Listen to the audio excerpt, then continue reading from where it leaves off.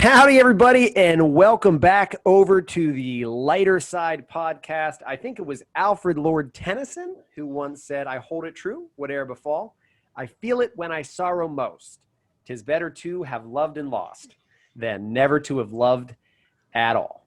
And I quote that, one, to show people that I'm so smug, I know the lines before those famous lines. And I also quote it so I can put out this fun fact that it was actually written about his best friend who died and not a romantic love affair that, we all think about when we think about that line. So, think about how smart I am when I get to, before a podcast starts, choose the fact that I'm going to share with everybody. Roll the credits? Yeah, let's just roll the credits. No, we can't roll the credits quite yet. We have to at least explain to our listener what it is that we do here. So this is the Lighter Side podcast. I am Jared, and that is my brother, Dolph Lundgren.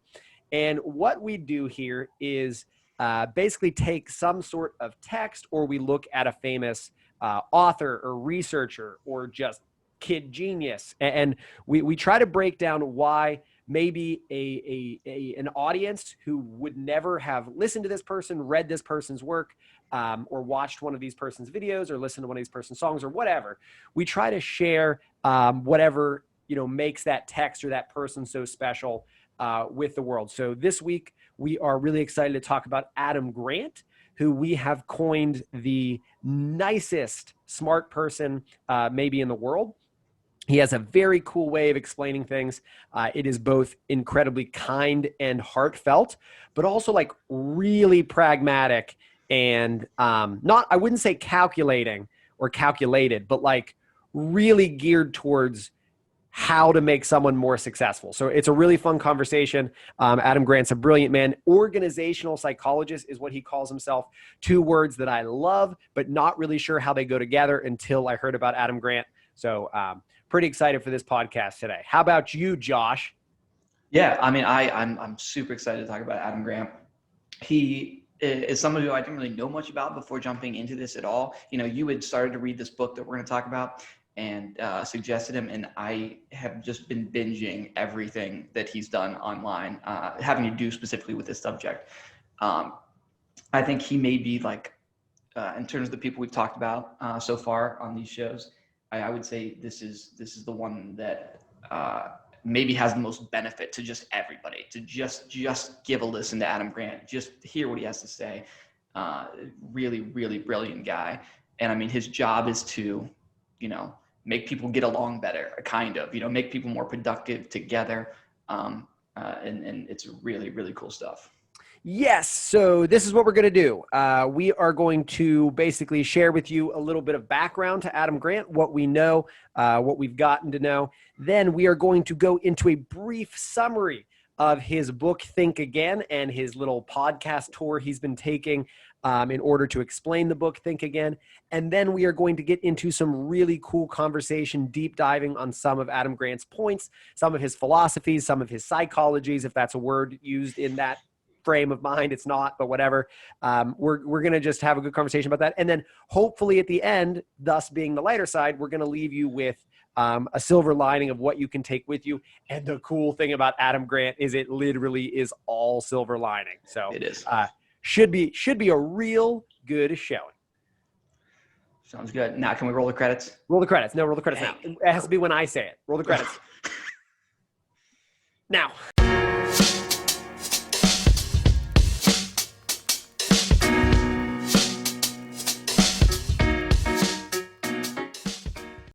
Man, that intro music gets sicker every single time, isn't it? It's just absolutely rocks. I love the fact, and this is true, right? You did that by yourself with a synthesizer. Is that true? Yes. If a synthesizer, mean by my computer, and by myself meaning downloading it from somebody else. Yes. 100%. Who downloaded it, Josh? I downloaded it. Boom. Yeah, you got to be able to give yourself some credit. So, as we talked about, we are going to be looking at, we can kind of call this just the Adam Grant episode, let's be honest, because we're going to talk a lot about Adam Grant as a whole. But what we've really been looking at recently is his book, Think Again. I am holding the book physically for our YouTube audience. And I just want to say, if you are watching this on YouTube, we really appreciate it. We do. But it would make me feel better if you listen to it in some sort of appropriate Spotify manner. And it's because my brain, or not Spotify, on wherever podcasts are sold, it would make me feel better because what I think, this is a free podcast, quit. I'm worried about your battery draining having us up on YouTube this whole time. So that's bothering me. Although I do want you to be able to see our faces. But I am holding the book up for our YouTube audience. And the book is called Think Again, which you can read because I'm holding it up on our YouTube. And the book is all about this concept that we as human beings are not very good at picking things up in the moment. Our brains actually fall short quite often, and we need to do a lot of rethinking. That's a term that seems so simple, but a term he uses a lot in the book. But to tell you a little bit about Adam Grant, he is a multi-time New York Times best-selling author. He is an organizational psychologist, as we said, he's actually from the Wharton School of Business, which is the business school at the University of Pennsylvania in Philadelphia. He has been rated the top professor there for 10 straight years, or like over 10 straight years. So over a decade, he's been rated the top professor, which is incredibly important when thinking about a business school like that takes ratings into high consideration. I'm sure, especially at the University of Pennsylvania, that is highly regarded. And what's funny is Adam Grant always brags about that point. And I think he does so really intelligently because he's trying to highlight this thing that is a common narrative in what he does, which is like, be a good person. Being a good person ultimately is going to have tons of payoffs for you, which is something we're going to talk about with Adam Grant. I became aware of Adam Grant a little bit before Josh did. I got to listen to some of his TED Talks when they first came out years ago. I heard him talk to a man by the name of Malcolm Gladwell that we have talked about before on here. And I was struck the moment I first heard Adam Grant, because if I didn't know any better, I would call him downright like timid, or fragile, or like, I can't think of a good word that describes him. And yet nothing he does is anything short of incredible. But like, he has such a timidity to him, even though he is incredibly outgoing, outspoken. He's the most lovely person who is also so much smarter than everybody else in the room at all times. So when did you first become aware of him, Josh? And what have your thoughts been so far before we really get into what Think Again is all about? Yeah, I mean, you started reading Think Again and let me know. So just to preface, I actually have not read Think Again, but all of the research that I did in terms of listening to all the podcasts that he's done with people promoting Think Again, talking about Think Again, I've definitely focused on that kind of stuff. And going back, he's someone he has his own TED sponsored podcast.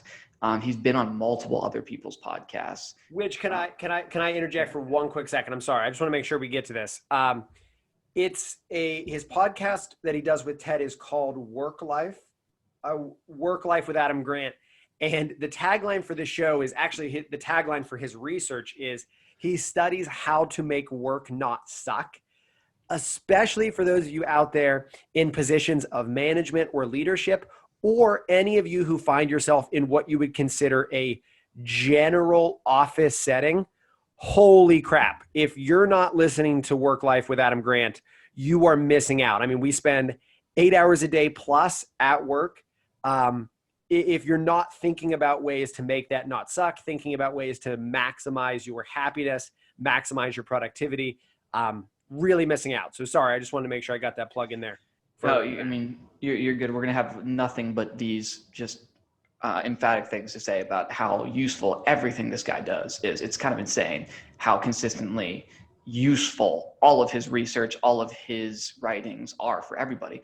And I've actually, so going back and doing some YouTube research, I've definitely seen one or two of his TED Talks. He does a lot. He's done many TED Talks in the past. He talks to Ted on a regular occasion.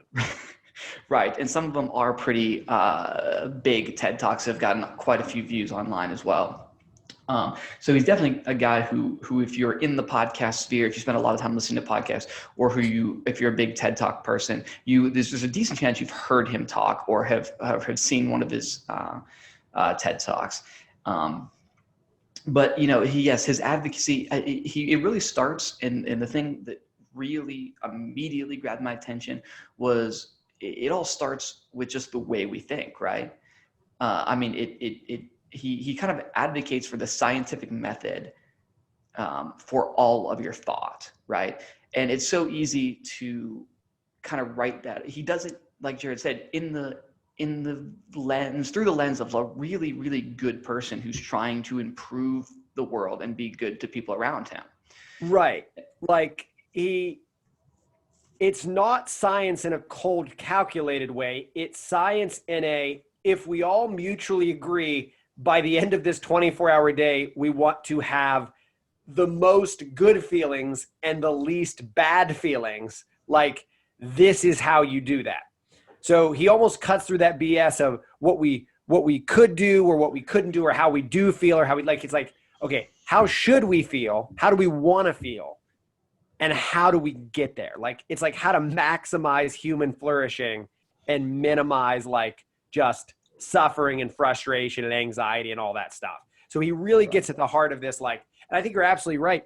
If you've tried to listen to people we've recommended before and they were a little bit too heady or a little bit out there, I think Adam Grant is going to be the best option for someone who just explains things. So not only do you get it, but you actually want to do something about it because it feels so doable after he explains it. Yeah, no, absolutely. I mean, he is such a motivational individual, and it's the greatest, like his material is the greatest thing to get motivated about, right? Because it's just a combination of being a good person, making decisions that benefit your happiness and the happiness of people around you, and really pull you out of bad habits, bad thinking habits as well, which I think is something that circles right back around to a super relevant thing that we talk about a lot, which is these bad habits of thinking and kind of what it results in. So that being said, we kind of introduced the basis of what he's going to talk about. Is there somewhere you want to start? Like, is there something you want to hit on first? What are you thinking? Yeah. So there's one thing we're going to talk about a lot. We always say that and then we get off on tangents. So there's one thing we're definitely going to hit, which is this notion of these three kind of modes you slip into in your brain, which are you can be preacher mode, politician mode, and prosecutor mode. Right. And although I think not only are we going to spend some time there and maybe learn a little bit about ourselves and grow for a second, I think it'd be smarter to take a look at the book and to maybe show some people a couple of the stories Adam Grant shares, and then maybe to show you why this book exists. And maybe this will give you a good explanation of how rethinking matters. So let me try this. And if it ends up going horribly wrong, Josh will edit it out in post. But I just want to give you some background about why this book exists. So it's deemed this idea. So it's like intelligence is usually seen as the ability to think and learn, but in rapidly changing world, there's another set of cognitive skills that might matter more, the ability to rethink and unlearn. The argument Adam Grant is making is that the ability to rethink is in itself a form of intelligence that we all need to adapt and we all need to get better at exercising. And one of the awesome examples he uses in the book is the story of Blackberry, right? Nobody would question that the amount of computing power, the amount of intelligence it required to create the Blackberry, to design the Blackberry, to market the Blackberry, it's groundbreaking. It's revolutionary. It is almost at the level of anything Apple ever did, or at least back at that time. It was at the level. So it has nothing to do with this idea of intelligence, right? Or strict computing power of one's intelligence. What Adam Grant looks at is, well, why do businesses like Blackberry often fail?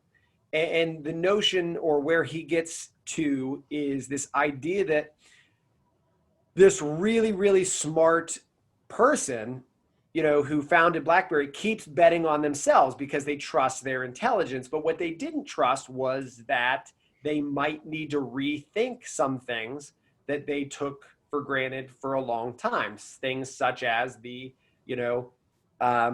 keyboard. That was the big sticking point for a long time.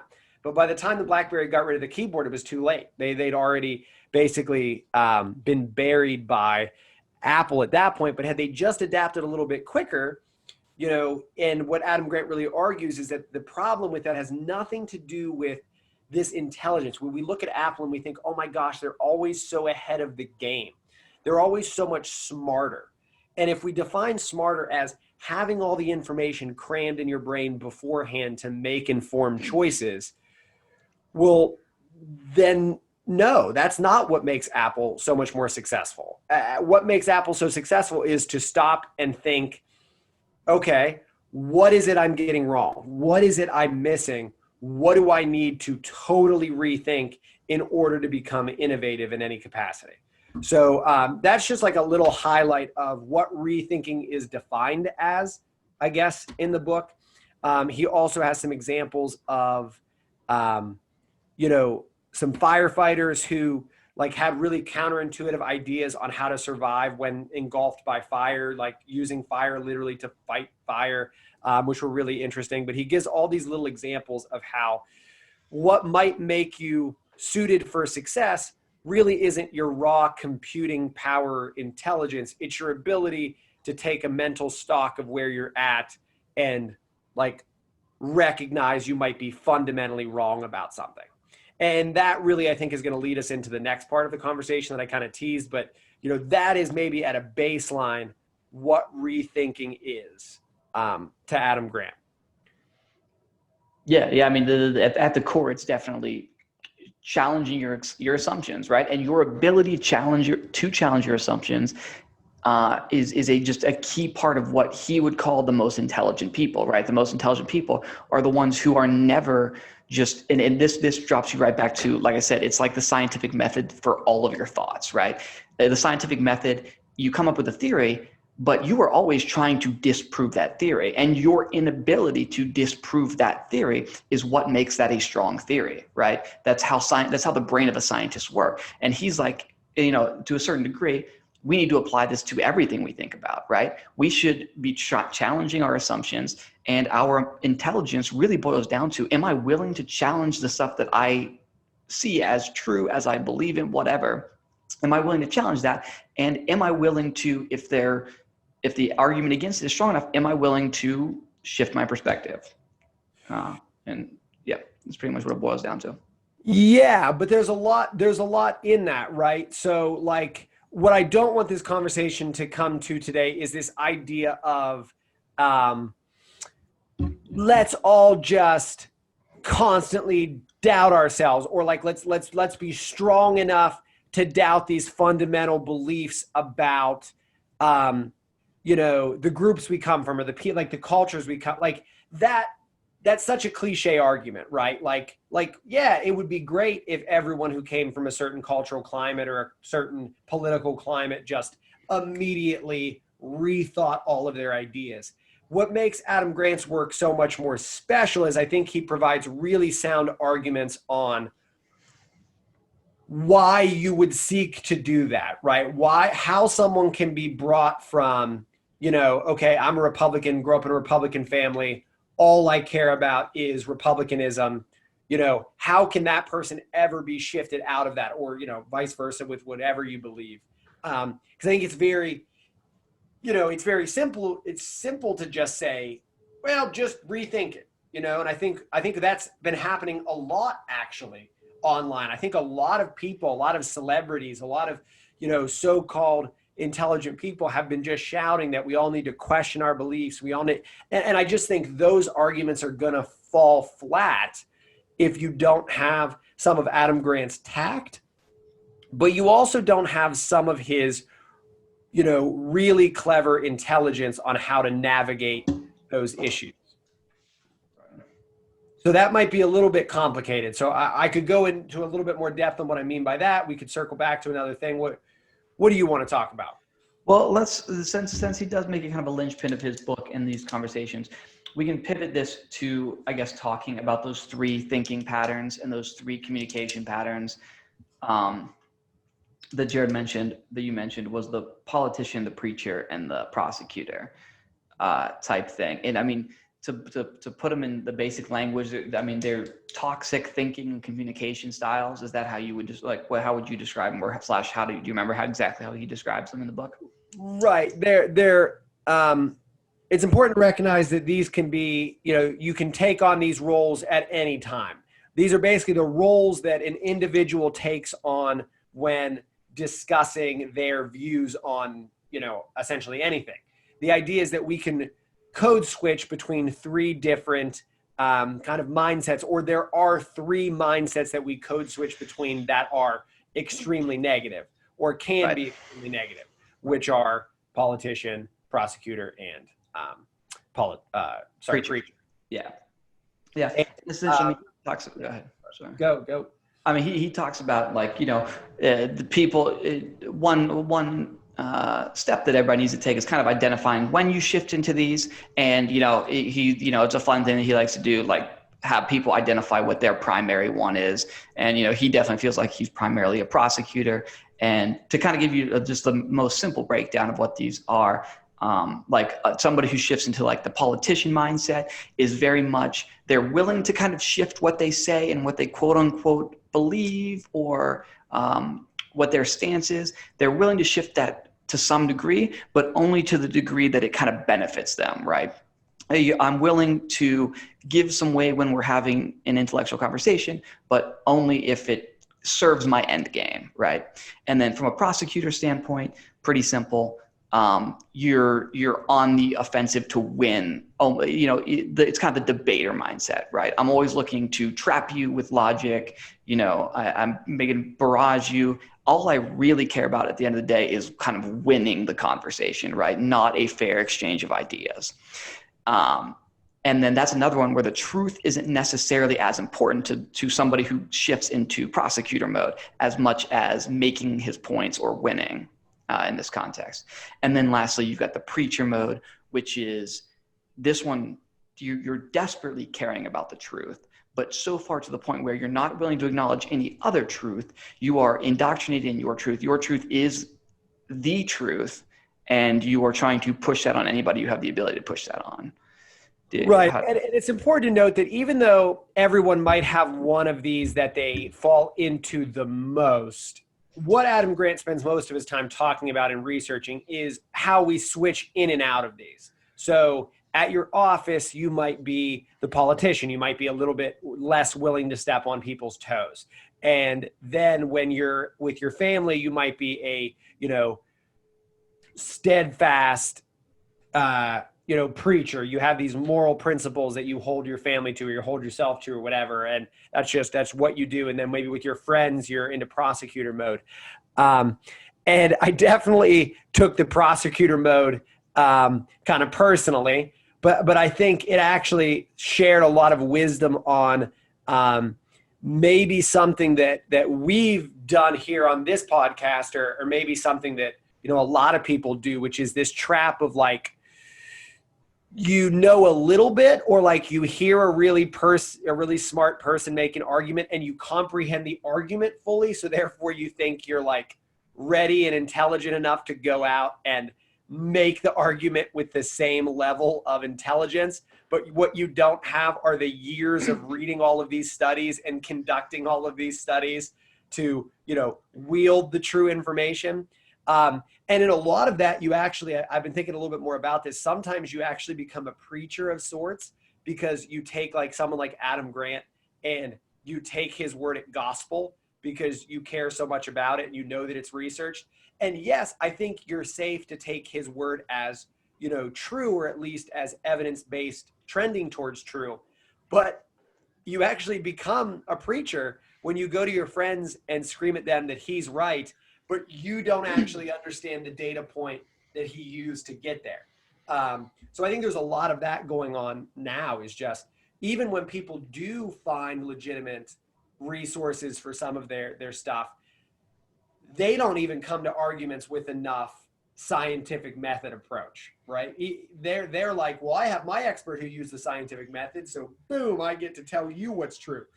Right. The Dunning-Kruger, I watched a 10-minute YouTube video, and so now I'm going to proselytize this information. Well, I wouldn't see again now, based on my reading of Think Again, I'm not sure that's how I would define Dunning-Kruger. I think maybe you watched a 5-minute video on the Dunning-Kruger effect, and now you're planning to be an expert. No, I get you. Yeah, that idea. Can I just say one thing here? So he gets all these people to say nice things about his book, right? As you're supposed to do on the back. The first one is Daniel Kahneman, who, do you know Daniel Kahneman by name? No. No, of course not. Thinking Fast and Slow, which is actually a book I've heard, but I've never heard of that person. Followed up by Brene Brown, Bill and Melinda Gates, and then M. Night Shyamalan. I'm thinking he buried the lead somewhere in here. And it's not even in alphabetical order, so I have no idea why Bill and Melinda Gates got third on the list. There's no list Bill and Melinda Gates should be on where they're third on the list. The only version of that makes any sense is Bill and Melinda Gates said, I want to be third on the list. And make sure I'm one step above M. Night Shyamalan. And at that point, Adam Grant had no interest in getting M. Night Shyamalan to have a quote for the book. That's just what the Gates said, and he went out and got Shyamalan. Okay, so this is pre-Shyamalan being involved. See, I read it more as like... Well, listen, hey, I describe most projects as pre-Shyamalan involvement. You know, like this podcast we're endeavoring on is pre-Shyamalan. In our future posterity, these times will be defined as the pre-Shyamalan times. Oh man, I was really hoping it was more of a situation where like Bill and Melinda were like being really modest about it, and they're like, "Hey, put us last." And he was like, "Okay, well, I've also got these people." And they're like, "Oh, M. Night Shyamalan? No, in front of M. Night Shyamalan. I've got to be in front of M. Night Shyamalan." Like, but everybody else after everybody else. Okay, so this is what I got really, really excited to talk about. So I did not tell you we needed to talk about this guy until after I heard one thing he said on one podcast that I thought was so genius, I genuinely almost cried. Like, sometimes there are things that are so smart, so simple, that like you just get frustrated that your brain didn't put the pieces together. So Adam Grant was on Armchair Experts with Dax Shepard and Monica Padman. And they were just, this kind of is in the book, which is strange because it really seemed to come up organically. And obviously they had a lot of points in the book that they needed to hit.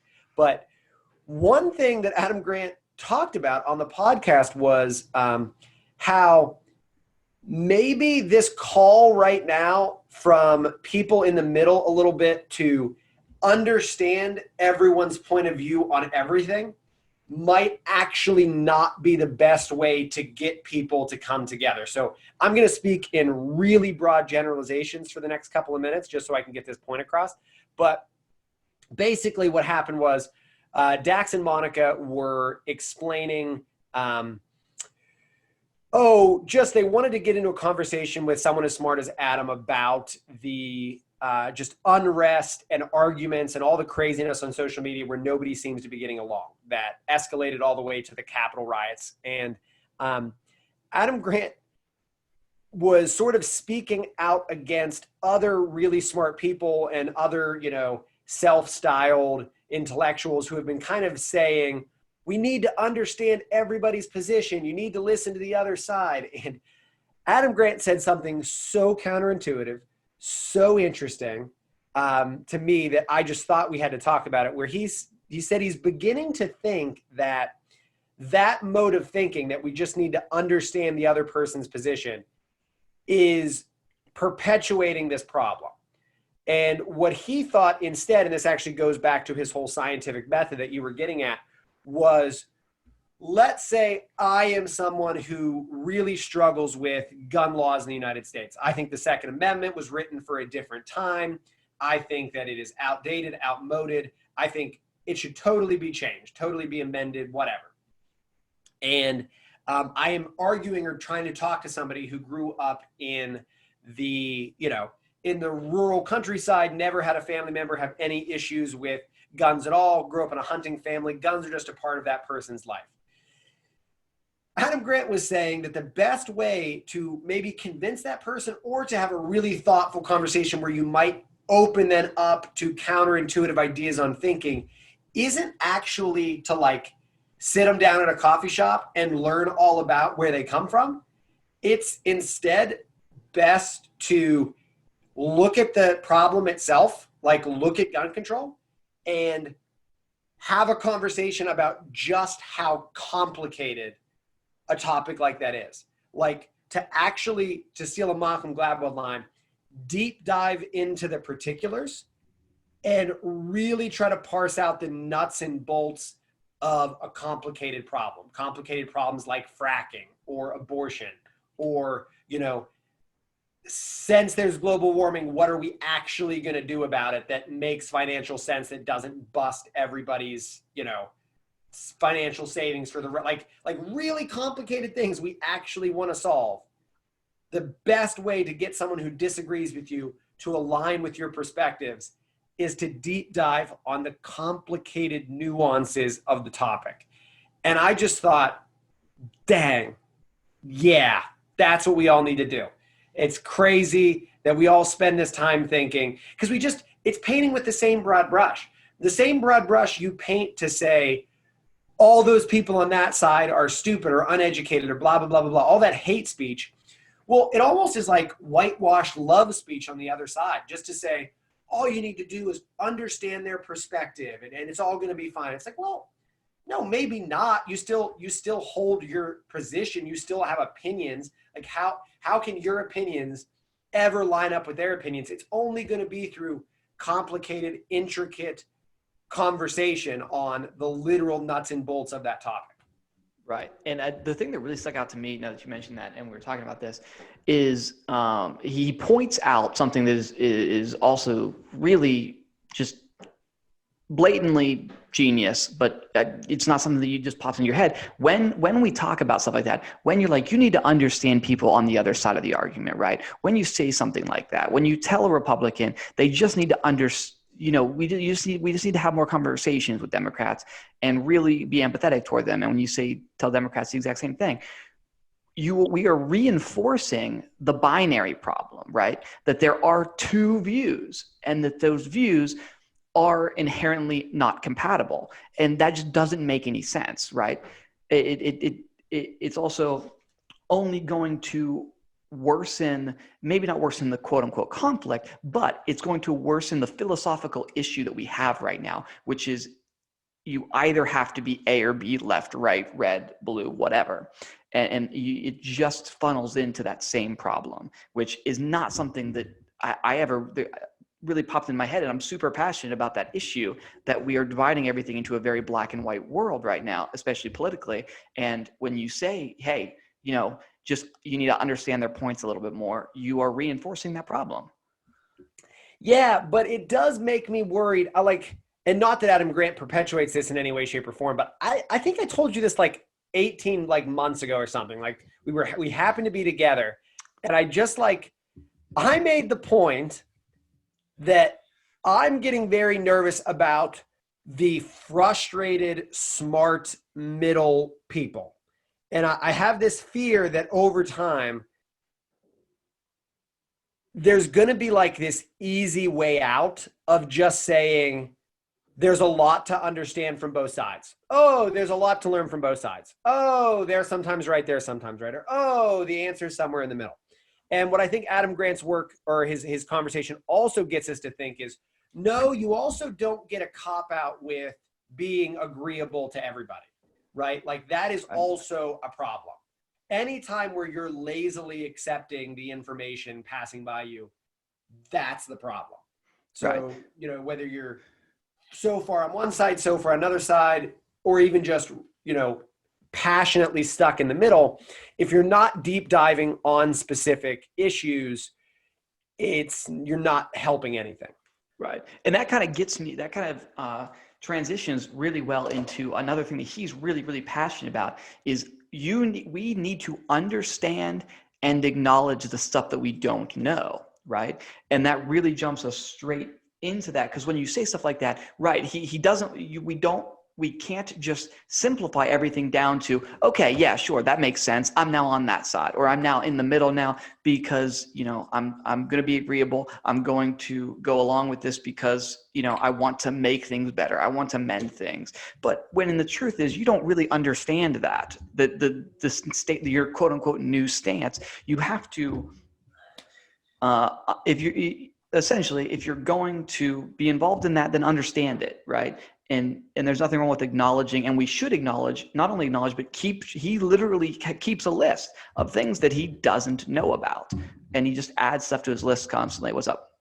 Right. And that was a really interesting part of the book. And it's been a really interesting part of his talks that he's gone on about the book. What's really interesting, though, about that is it's not the things we're completely ignorant to that are the problem.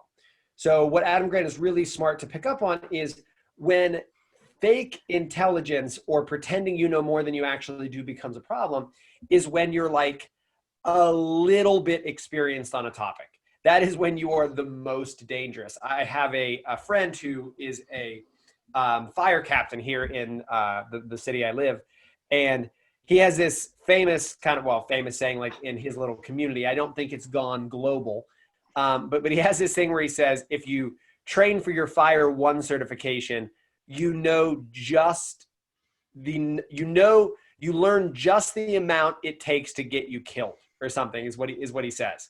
And I thought, when I heard Adam Grant talk about this, that was the first thing I thought of, where, like, I take a couple cooking classes, so therefore I now think I'm an expert in cooking, right? When what I've actually done is just poke through the surface of getting interested in a topic. And that's when I need to be the most open to this idea that I actually know nothing about that topic. Classic Dunning-Kruger effect. Oh, I hope our listener is really appreciating our jokes. But that was another spot. If the whole prosecutor thing I took personally, this whole armchair expert thing really, really, really made me feel bad. Like I had a heart to heart in the mirror. Is that how that works? I think I'm mixing my metaphors here, but I truly, when read that chapter, had to sit myself down for a few minutes and think, yeah, you suffer from that problem. You definitely listen to a couple of things and, very quickly, pretend, not even and it's kind of like it traps you. Like, you don't do it on purpose, but whenever you get experienced to really intelligent people and you hear them maybe talk about something once or twice, like, your brain just wants to tell you that you're done with it. You learned everything you need to learn and it's over. And that's why, when you really talk to intelligent people about stuff they know, they ask you more questions than they sometimes answer things. Like, if you ever tried to talk to a really smart person about their field, they don't give you nice, try to talk to a financial advisor about what to do with your money tomorrow. They're going to have a billion questions on what your goals are, how risky you're willing to be, it depends on so many freaking variables. And try to talk to a sommelier about try to have a sommelier recommend a wine for you tomorrow just by asking the question, what wine should I have tomorrow? That person would lose their mind.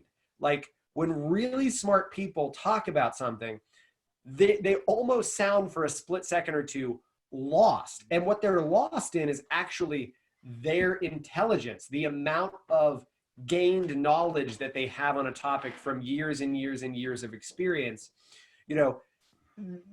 that also was a connection I made when I heard him say that, like really thinking about what experts sound like and how they operate, and how they're masters of their craft and they've gotten their Malcolm Gladwell 10,000 hours. And I just thought all that was super interesting. I definitely think a challenge would be, I think if you are going to do Adam Grant's little game of write a list of the things you're ignorant about, I actually thought like maybe having 2 sections, like the things literally nothing about and you'd like to learn about. And then the really hard section, try to pick those 3 or 5 things that you think you know a lot about, but you actually need to read a couple of books first before you could ever pretend you really know about that. So, that's just something that was a really interesting part too. I mean, he's got so many, you'll turn the page and he won't really 180 on you. Like everything has a nice structure that flows together, but there's just so many worthwhile points that he makes that are practical. Like I can't emphasize that enough. It's one thing to hear a smart person say something smart, but if it's about the cosmos and it's never going to affect you in a real literal way, it's hard to take seriously. Everything Adam Grant says has to do with your psychological well-being or your well-being at work or your well-being in relationships. Like it's just all so practical. Right. No, I 100% agree. It's so interesting how much he that everything just, and it's so crazy because he identifies these problematic thought habits that exist in literally every person, right? He's not like addressing things that are like DSM diagnosable psychic conditions, right? He pretty much everything he lists or something you can be like, okay, yeah, I definitely do that sometimes. I definitely do that sometimes. Oh crap, I do that a lot. Like everything are just problematic thought patterns that everyone kind of experiences. And like you were saying. Right. Like that's a really good point. I never thought about this before, but he almost like when I think the average person hears the term psychology, their immediate thought is depression, anxiety, actual legitimate disorders. And what Grant does so well is when he hears or uses the term psychology, he's referring to the functional output of your brain on a consistent daily basis. He's just saying you live inside your head and your head's trying to make you be successful in the world. What's that like? Like, that's really interesting and worth your time, because I would venture to guess that 100% of your experience has been inside of your head. So it might be worth your time to listen to an expert who talks about that. Right. I think one of the cool, like you could go through here and like I just like halfway through bullet pointing these out, I just realized like you could simplify, like you could. So what does that mean? So did you do like a semicircle on the bullet point? So is it, like halfway through bullet pointing it, did you like do, yeah. Or is it like the outside is shaded, but not the inside? Yeah, they didn't get filled in. That was that one. Yeah, I'm a circle, and then like my bullet points are circles, and then gradually smaller circles till it's filled in. That's now you don't lift the pen though, right? So it's a circle, but then you keep going. Yeah, it's it's a swirly that gets so dark it becomes a bullet point, obviously. Mm-hmm. But the thing is, he's somebody who could do one of those like Adam Grant's 10 rules for life or his 12 rules for life, and they would be legitimate and they would be good. Like I just started, half of my bullet points here is just life advice from Adam Grant, and I just bullet pointed these down. Bring them out. It's okay. Our guess, the first one that falls into that category for me is our guess. Our listener. Sorry.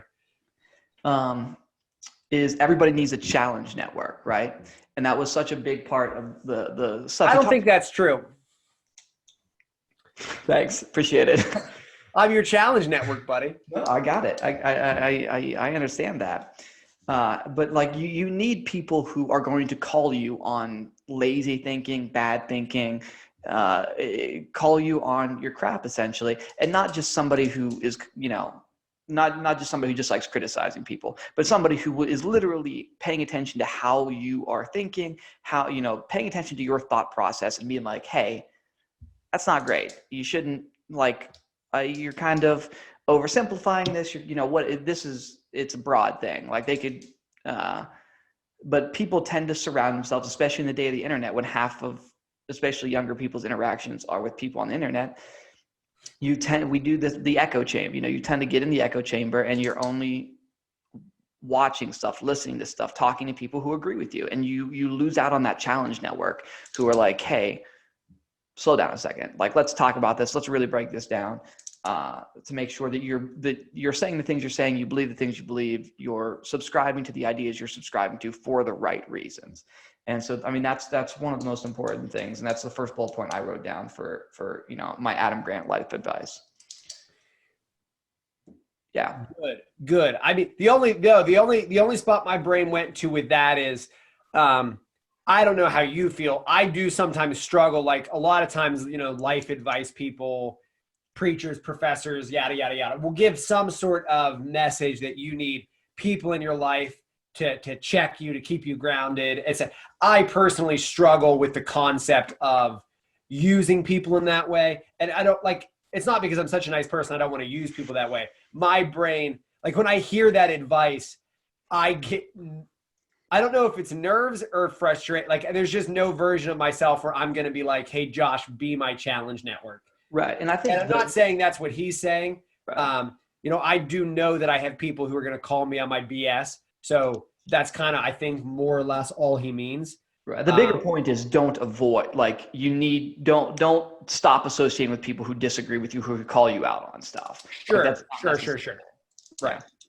The second one I have here, the second piece of Adam Grant life advice is much more specific. It's a lot better in terms of. That's good. Start with the bad one and then go to this one. Right. I really he likes to, backload his, the people commenting on his book. I like to backload my list of Adam Grant life advice.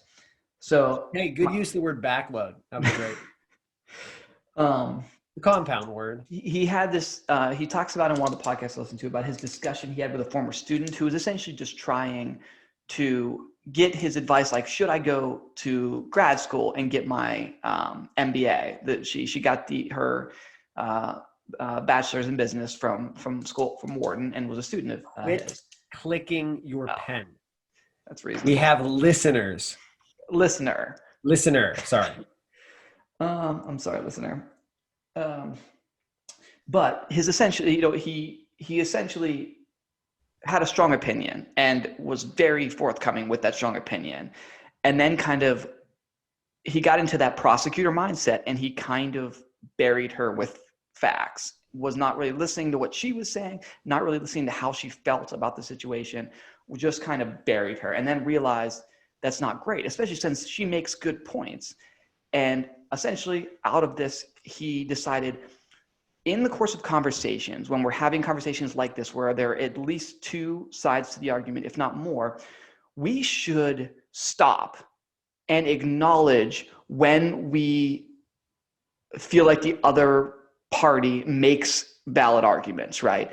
When you're like, yes, we need to stop and be like, oh, I understand that. That's absolutely true. Like, let's think about that for a second.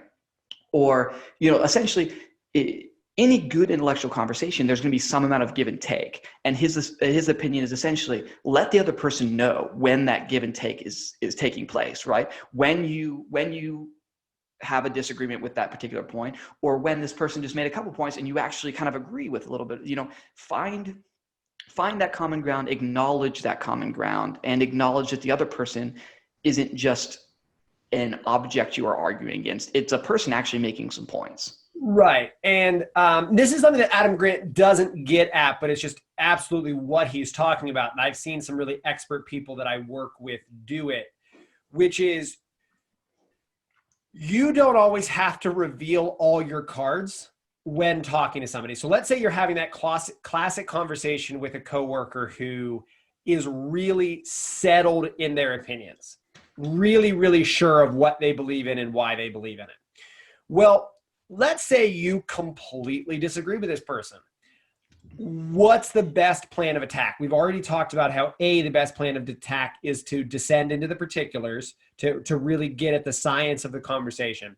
But one step further, which goes along with what you're saying right now, you can also be interested in the science. So for example, if someone says, no, we have to do it this way, this is the most productive way to do it, you can come right back at them with the same level of enthusiasm. You can be like, oh, you know what? The way we would prove that that's the most productive is if we do this, this, and this, and that's the most successful, right? Like, if you can get them to agree by the test, that would determine that they're right. You know what I mean? If you can actually break down their thought process so much into detail where you can say, oh, I see what you're saying. We could actually test that, or the way to think about that is like this. And then you'd also test the other side by doing this, and which one was more productive. Like, I know everyone doesn't have the resources and time at their job to run an infinite amount of psychological tests, but like when you don't come at them, your demeanor is what matters. When you don't come at them as an iron shield of the other side, but you actually come at them as an insightful, interested observer in the data, yeah, you come across a little bit like a dork, but a dork they super respect. Like, it becomes very easy when you're wearing that scientist hat to take a second and be like, well, you know what? I might actually disagree with you, because if you run the program this way, I think it might actually lead to more success, or maybe it wouldn't. I don't know. But like, you could actually like when you talk that way, when you project or present yourself in that manner, and I've seen really smart people I work with, like I said, who are much better at navigating workplace conversations than I am. I'm kind of a little bit of a logic bully sometimes, but that's the most effective way to do it, is to get excited about the research, get excited about the specifics, get excited about learning how to navigate that space. Yeah, definitely. You want me to go on to the next? What do you want? Keep going. You said you had his best light. You actually are writing a book right now, which is Adam Grant's 12 Rules for Life by Josh Leiter. Right. I should do that. There's like zero chance I would get sued doing that. Like literally zero. I think he's too nice of a guy probably to sue me for that. I think he does work at the Wharton School of Business. So like maybe play it, maybe be careful. He would probably sue you for all you're worth and then explain really, really kindly why that was the right thing to do. Right. And the next one I wrote down was, well, you already were talking to me about it, which was like switching perspectives type thing.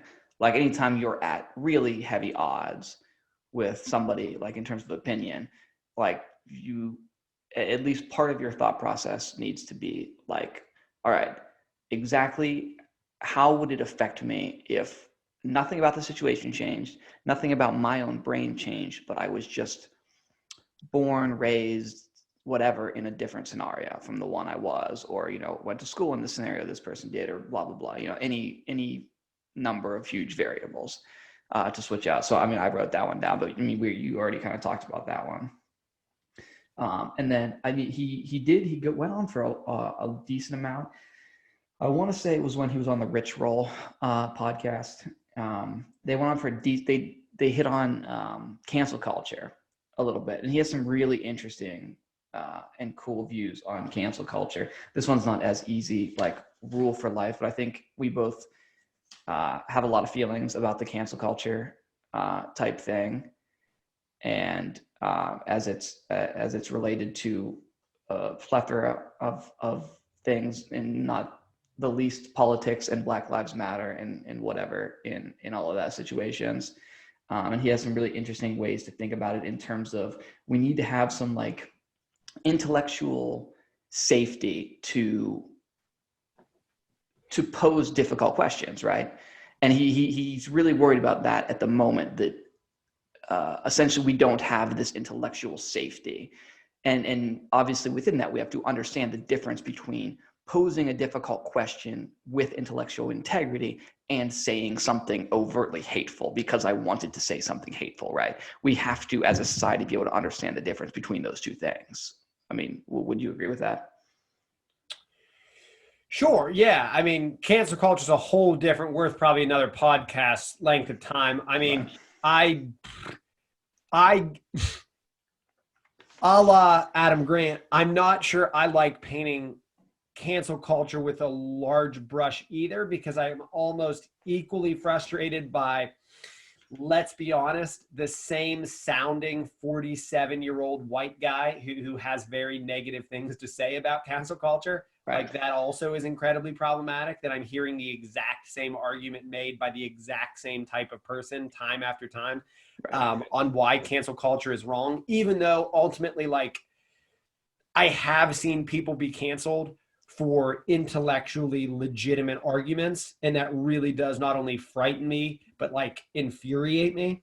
So ultimately, I might even be on the side of these random people, but like their lack of tact when trying to explain their frustration is really, really, really, really, and I'll add another really just in case you wanted one, frustrating too. Like when Sam Harris attacks and Elon Musk attack cancel culture, and they don't for 1 second try to acknowledge what cancel culture, how it, like, it's like a psychological phenomenon. You know what I mean? Like, it's not, they pretend that it's this, like, they pretend it's a, think about that. Two highly intelligent people, Sam Harris and Elon Musk respectively, like when they talk about cancel culture, it's almost like they think a room full of people all mutually agreed at the same time, I don't care what this person's intention was, let's bury them.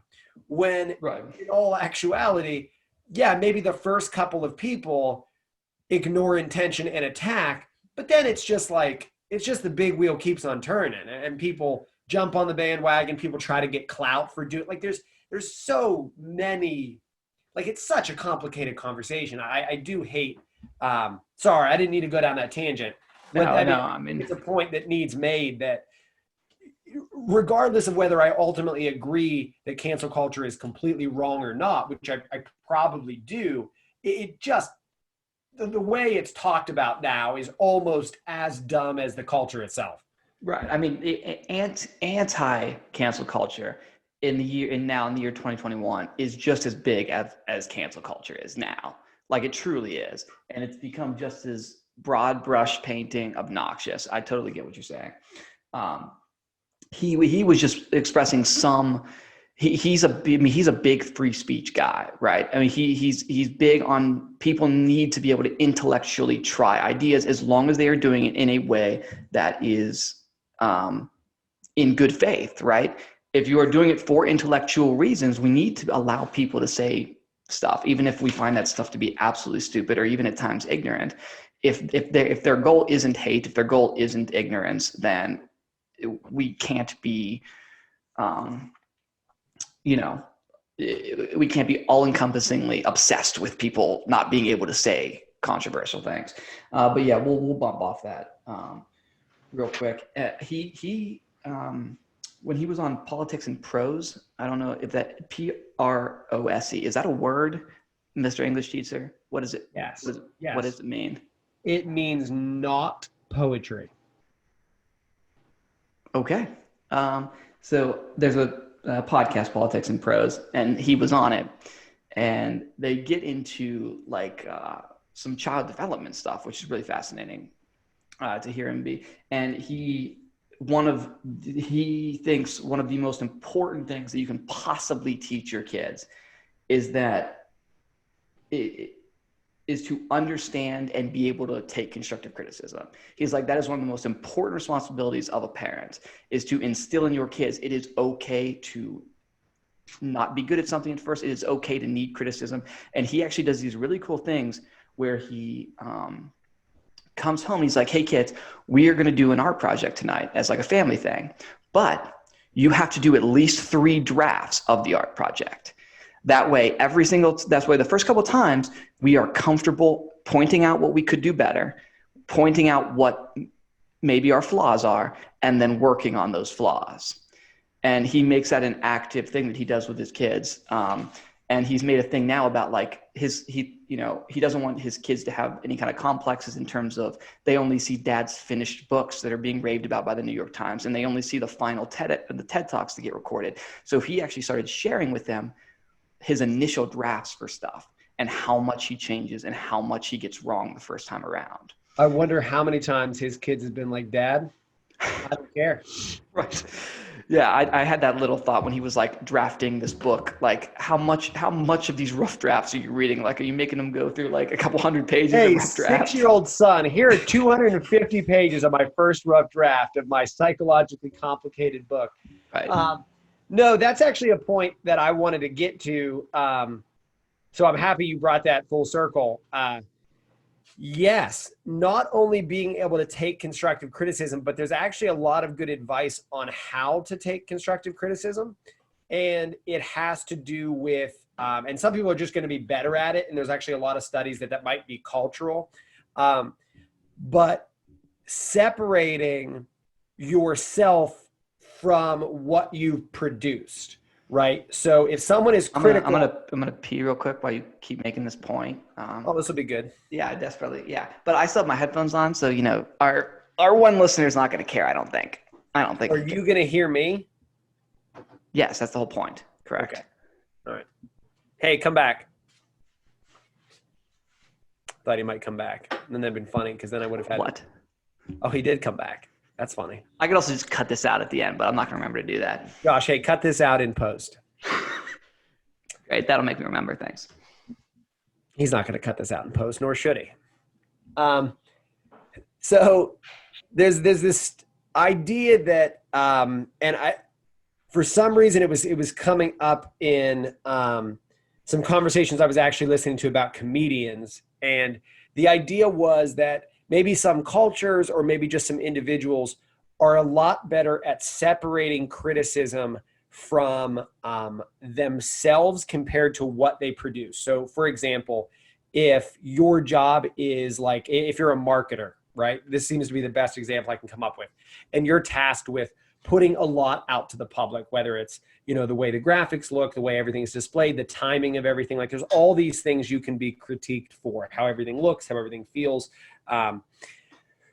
What some people are a lot better at is when their boss dislikes something or disapproves of something and they start to critique it, what that person can do really well is be like, okay, I am, this person, and I've made these mistakes on this project. The problem is the project. The problems are these specific mistakes I made on the projects, where a lot of us, myself definitely included in this, internalize those critiques, right? So when someone critiques the work that we do, we really take that personally. So the idea is something inside my brain or my heart must have been wrong. That's why I produced something that was wrong. Whereas some people totally separate those things out, which makes so much more sense, right? Like we all drive cars every day. We all make dumb mistakes, right? We've ran some red lights. We've missed the fact that the light turned green, right?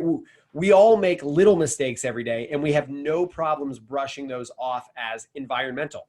Oh, I missed that green light. The problem there was in that moment, I was looking away, right? The problem isn't that internally, I'm the type of person who misses green lights, right? That's a ridiculous thought. That doesn't make any sense. But when it comes to things like our occupation, or it comes to things in our family, or it comes to our art or our creativity or whatever we're passionate about, taking criticism for it just tends to be something that we internalize and we make it about who we are and what we are instead of about whatever it is we've produced. So don't do that is basically his advice. Right. No. I mean, it definitely is an important thing that goes towards, again, how you think about how we are thinking about the things we're doing and the beliefs we hold. And that almost brings me to the end of my list. I don't know. Is there something else you wanted to talk about? I think the only thing else I really have that we didn't. Now we actually hit on a couple of the things that I've written down, so just kind of had to skip over those. But then the idea that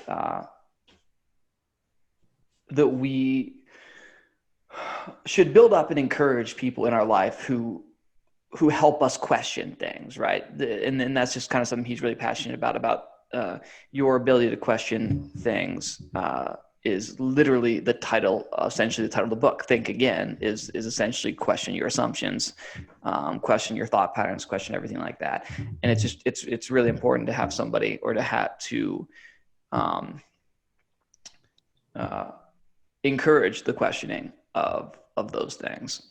Yeah, in fact, he does a TED Talk where he really encourages a group of people called disagreeable givers. And I don't have time to explain what all of those things mean.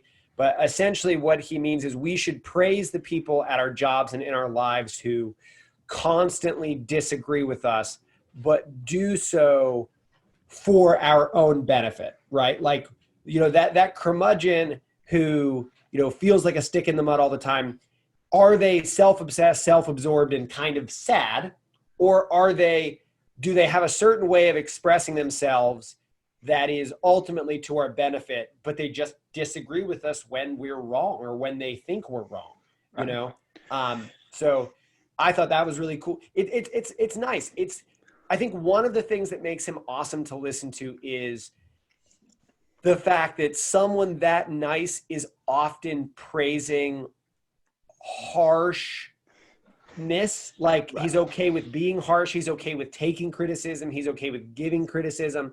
And you don't expect that from someone so kind, but he also proves to you that he can take it. And he proves to you that he can dish it out, and he proves to you that he has the scientific logic and reasoning to back up what it is he's talking about. Right. I think he's really great. He doesn't, I love how much he doesn't like to be philosophical about these things, right? He doesn't like to paint with big brush strokes. Even when he says stuff like, you need to have somebody who's willing to be that disagreeable person in your life, that giving, is that what it's a disagreeable giver, right? The disagreeable giver, you have to understand the difference between somebody who's a disagreeable giver and somebody who is kind of just a bitter person who wants to put somebody down, right?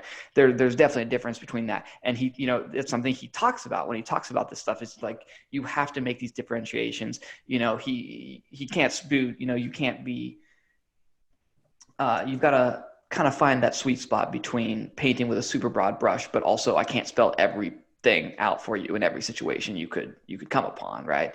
So you need to have people who are willing to call you on stuff, who are willing to be disagreeable, but at the same time aren't doing it for malicious reasons, are doing it for giving reasons. Agreed. All right. Is there more you want to talk about with him? No, I think at this point we have exhausted, what it is we can talk about in this amount of time. I will just say that in the field of psychology, there are a lot of studies that maybe you could call into question. You're like, wait, but that would be a really hard study to actually test. And that would be a really hard, and I think that is totally fine. Like, if you read Adam Grant's book, Think Again, if you like all these things, it's totally okay to question them. But what we can't question is that psychology, as it gets better and better and better, and more people study it, it is a great place for all of us to spend more of our time, energy, and resources. It is the better philosophy. I think a lot of people, especially when they maybe first get to college, are trying to figure themselves out a little bit, I think spend way too much time in this impractical realm of trying to find big truths, when psychology is getting really, really good and better every single year at giving us really small truths that actually lead to more life satisfaction and more happiness and more, just good. And psychologists aren't afraid to say things like good. Was your outcome today good or bad? And they backtrack and they actually try to get you to an outcome that you're happy with, which I think is not only super cool, but just really easy to understand and really easy to gravitate towards if that sounds like something you might be into. So Adam Grant, I think you said this before we started, if everyone just took about an hour to listen to Adam Grant, our world would become at least 50% better within the hour. So, just hearing the way he talks would be enough to make everyone smarter. Yeah, definitely. I mean, you just cannot overstate how useful everything he says is. It's crazy. Yes, I agree with you. All right. Well, from everyone here at the Lighter Side Podcast, and I do mean everyone, Josh, me, and our listener, we are wishing you a fantastic day. We have no interest here in changing what you think, just how we all think. Have a good day, everybody.